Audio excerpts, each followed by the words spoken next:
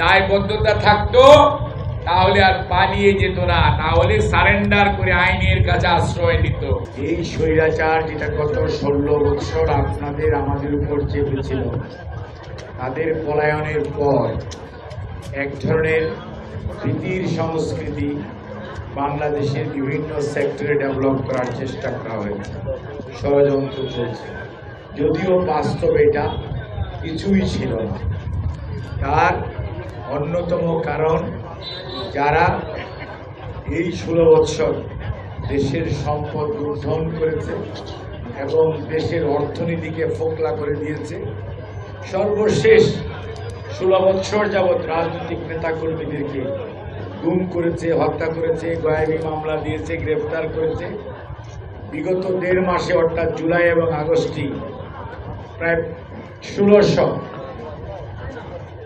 School কলেজের ছাত্রছাত্রী, রাজনৈতিক নেতা কর্মী, শ্রমিক, মেহনতি জনতা, বিভিন্ন পেশাজীবী শহীদ হয়েছে।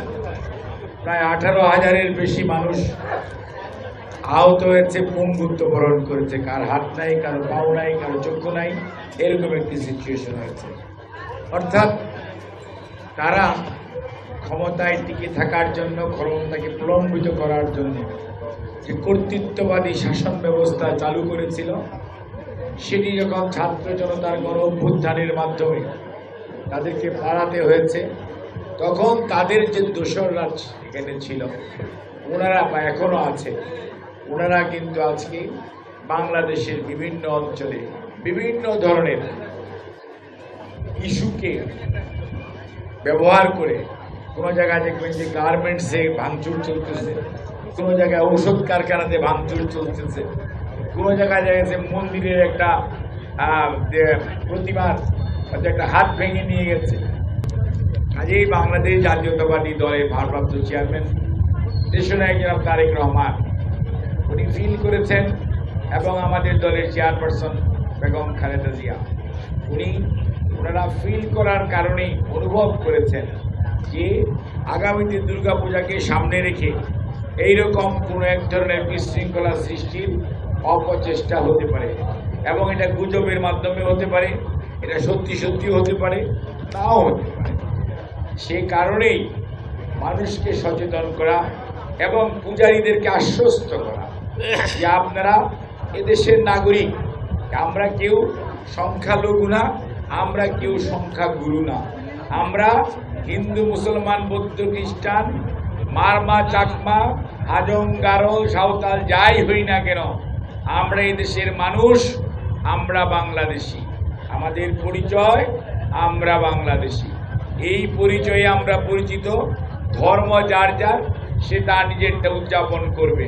কাজেই যাতে সবাই যার যার ধর্ম সুশৃঙ্খলভাবে নির্বিঘ্নে পালন করতে পারে, বাংলাদেশ জাতীয়তাবাদী দল এই দেশের অন্যতম বৃহৎ রাজনৈতিক দল, দায়িত্বশীল গণতান্ত্রিক রাজনৈতিক দল।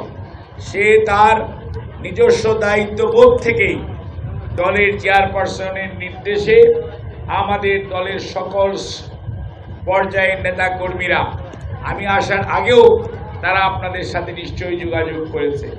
অর্থাৎ এটি শুধু হাকিমপুরে বা দিনাজপুর 6 না, সারা বাংলাদেশের প্রতিটি অঞ্চলে, প্রতিটি জায়গায় যাতে কোনো অবস্থাতেই কোনো বৌদ্ধ, কোনো খ্রিস্টান, কোনো হিন্দু, কোনো মুসলমান অথবা কোনো ক্ষুদ্র নৃগোষ্ঠী মনে না করে যে তারা একা, অর্থাৎ আমরা, আমি না, আমরা। কাজে আমরা সবাই ঐক্যবদ্ধ। আমরা চাই যে কোনো বিশৃঙ্খলা করার যেই চেষ্টা করুক, ষড়যন্ত্র করুক, আমরা উপস্থিত। আমাদের আপনাদেরকে সাথে নিয়ে আপনাদের নিজস্ব কমিটি আছে, এবং আমাদের দলের পক্ষ থেকেও নিশ্চয়ই ছোট ছোট আপনার পূজা মণ্ডপ কেন্দ্রিক কমিটি করে দেওয়া হয়েছে। তারা যৌথভাবে এইটির শৃঙ্খলা এবং নিরাপত্তা বিধান করবে। এরপরেও সরকারের প্রশাসন রয়েছে এবং আইন শৃঙ্খলা রক্ষাকারী বাহিনী রয়েছে, সিভিল প্রশাসন এবং আইন শৃঙ্খলা রক্ষাকারী বাহিনী, তারা তাদের দায়িত্ব পালন করবে।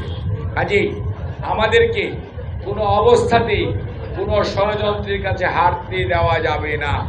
মনে রাখবেন, এই বাংলাদেশে সম্প্রীতির দেশ, সাম্প্রদায়িক সম্প্রীতিতে বাংলাদেশের উজ্জ্বল দৃষ্টান্ত আছে। আমরা সেটা ধারণ করতে চাই, লালন করতে চাই, আমরা সেটিকে ধরে রাখতে চাই। কাজেই সেই জন্যই আমরা যেমন আপনাদের পূজার মধ্যে আসি, আপনারাও আমাদের অনেকের ঈদ ও অন্যান্য পার্বণে আপনারাও আমাদের কাছে যান। এটি আমাদের দীর্ঘদিনের লালিত ঐতিহ্য। কাজেই এই ঐতিহ্যকে তারা ধ্বংস করে দিতে চায়, আমরা তাদেরকে রুখে দিতে চাই, আপনাদেরকে সাথে নিয়ে। সেজন্যই আপনারা সবসময় ভাববেন আমরা বাংলাদেশি, আমরা দেশের নাগরিক। আপনার জন্ম এখানে, মারা গেলে এখানেই দাহ হবে, আমার কবর হবে। কাজেই এই দেশটা কারো বাবার না, এই দেশটা আমাদের সবার। কাজেই মনে রাখতে হবে, কোনো অবস্থাতেই কোনো ভয় ভীতিতে ভীত হওয়ার কোনো কারণ নেই। এদেশের সংখ্যাগরিষ্ঠ মানুষ আপনাদের পাশে আছে। বিশৃঙ্খলা করে কারা? 2 জন 3 জন 5 জন। একটা গ্রামে 2টা দুষ্ট ছেলে পাবেন, আর ম্যাক্সিমাম লোক ভালো মানুষ।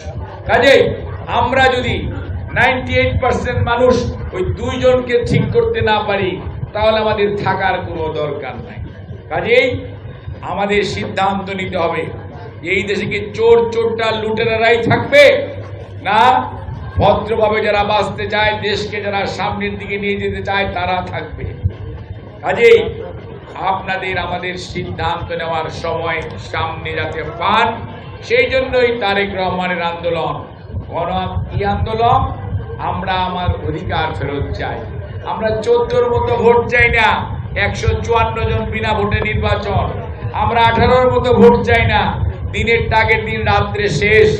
আমরা 24-এর মতো আমি আর ডেমিন নির্বাচন চাই না। আমরা চাই আমার ভোট আমি দেব, যাকে খুশি তাকে দিব, নির্ভয়ে দিব, নির্বিঘ্নে দিব, এবং নিজস্ব চিন্তা চেতনায় উদ্বুদ্ধ হয়ে দেব।